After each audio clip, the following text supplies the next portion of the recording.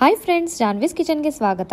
ಇವತ್ತಿನ ವಿಡಿಯೋಲಿ ಡಿಫ್ರೆಂಟ್ ಆಗಿರೋಂಥ ಸ್ಟಾರ್ಟರ್ ಐಟಮ್ ತೋರಿಸ್ತಾ ಇದ್ದೀನಿ. ಅದರ ಹೆಸರು ಗಾರ್ಲಿಕ್ ಪನ್ನೀರ್ ಅಂತ. ತುಂಬ ಫ್ಲೇವರ್ಫುಲ್ ಆಗಿ ತುಂಬಾ ಚೆನ್ನಾಗಿರುತ್ತೆ.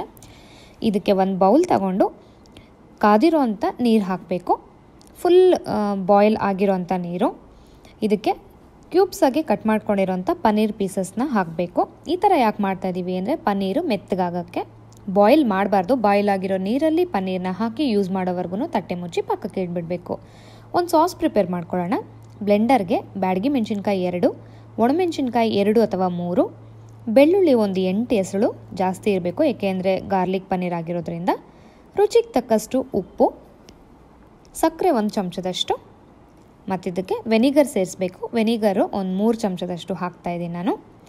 ಬೇಕಾದರೆ ಒಂದು 1/4 ಲೋಟದಷ್ಟು ನೀರು ಹಾಕ್ಕೊಂಡು ಇದನ್ನು ನುಣ್ಣಗೆ ಬ್ಲೆಂಡ್ ಮಾಡ್ಕೊಳ್ಳೋಣ. ಸಲಾಡ್ ಪ್ರಿಪೇರ್ ಮಾಡ್ಕೊಳ್ಳೋಣ. ಇದ್ರ ಜೊತೆಗೆ ಸಲಾಡ್ ಇದ್ದರೆ ತುಂಬಾ ಚೆನ್ನಾಗಿರುತ್ತೆ. ಈರುಳ್ಳಿನ ಈ ಥರ ಉದ್ದುದ್ದ ಕಟ್ ಮಾಡಿ ಸೆಪ್ರೇಟ್ ಮಾಡಿಕೊಂಡು ಇದಕ್ಕೆ ಸ್ವಲ್ಪ ಉಪ್ಪು, red chilli powder, chaat masala ಮತ್ತು ಸ್ವಲ್ಪ ನಿಂಬೆ ರಸ ಸೇರಿಸಿ ಇದನ್ನು ಮಿಕ್ಸ್ ಮಾಡಿಬಿಟ್ಟು ಪಕ್ಕಕ್ಕೆ ಇಟ್ಬಿಡೋಣ. ಈ ಥರ ಯಾಕೆ ಮಾಡ್ತಾಯಿದ್ದೀವಿ ಅಂದರೆ ಉಪ್ಪು ಖಾರದಲ್ಲಿ ಅದು ಸ್ವಲ್ಪ ನೆಂದರೆ ರುಚಿ ಚೆನ್ನಾಗಿರುತ್ತೆ ಅಂತ. ಈ ಪನ್ನೀರ್ ತಿನ್ನಬೇಕಾದ್ರೆ ಮಿಡ್ಲಲ್ಲಿ ಸಲಾಡ್ ತಿಂದರೆ ತುಂಬಾ ಡಿಫ್ರೆಂಟ್ ಆಗಿರುತ್ತೆ. ಈಗ ನಾನು ಪ್ಯಾನ್ ಇಟ್ಕೊಂಡಿದ್ದೀನಿ ಒಲೆ ಮೇಲೆ. ಇದಕ್ಕೆ 3ರಿಂದ 4 ಚಮಚ ಎಣ್ಣೆ ಹಾಕ್ಕೊತಾ ಇದ್ದೀನಿ. ಇಲ್ಲಿ 250 ಗ್ರಾಮ್ಸ್ ಪನ್ನೀರ್ ತೊಗೊಂಡಿರೋದು, ಅದಕ್ಕೆ ನಾನು ತೋರಿಸ್ತಿರೋಂಥ ಮೆಷರ್ಮೆಂಟ್ಸು. ಎಣ್ಣೆ ಕಾದ ನಂತರ ಇದಕ್ಕೆ 1/2 ಸ್ಪೂನಷ್ಟು ಜೀರಿಗೆ ಹಾಕಿಬಿಟ್ಟು ಜೀರಿಗೆನ ಗರ್ಗರಿ ಆಗೋವರೆಗೂ ಫ್ರೈ ಮಾಡೋಣ. ಅದು ಫ್ರೈ ಆಗ್ತಿದ್ದಂಗೆ ಈರುಳ್ಳಿನ ಹಾಕೋಣ. ಒಂದು ಈರುಳ್ಳಿನ ಸಣ್ಣದಾಗೆ ಕ್ಯೂಬ್ಸಾಗಿ ಕಟ್ ಮಾಡ್ಕೊಂಡಿದ್ದೀನಿ. ಅದನ್ನು ಫ್ರೈ ಮಾಡಬೇಕು. ಈರುಳ್ಳಿ ಮೆತ್ತಗಾಗೋವರೆಗೂ ಇದನ್ನು ಬಾಡಿಸೋಣ. ಈರುಳ್ಳಿ ಎಲ್ಲ ಮೆತ್ತಗಾಗಿದೆ. ಸೊ ನಾವು ಪ್ರಿಪೇರ್ ಮಾಡ್ಕೊಂಡಿರೋಂಥ ಪೇಸ್ಟ್ನ ಹಾಕಿ ಇದಕ್ಕೆ ಫ್ರೈ ಮಾಡೋಣ. ನೀವು ಮಿಕ್ಸಿ ಜಾರ್ಗೆ ಒಂದು ಅರ್ಧ ಲೋಟದಷ್ಟು ನೀರು ಹಾಕಿ ಅದನ್ನು ಇದಕ್ಕೆ ಸೇರಿಸ್ಕೋಬೋದು. ನೋಡಿ, ಇದು ಗಟ್ಟಿ ಆಗುತ್ತೆ ಬರ್ತಾ ಬರ್ತಾ.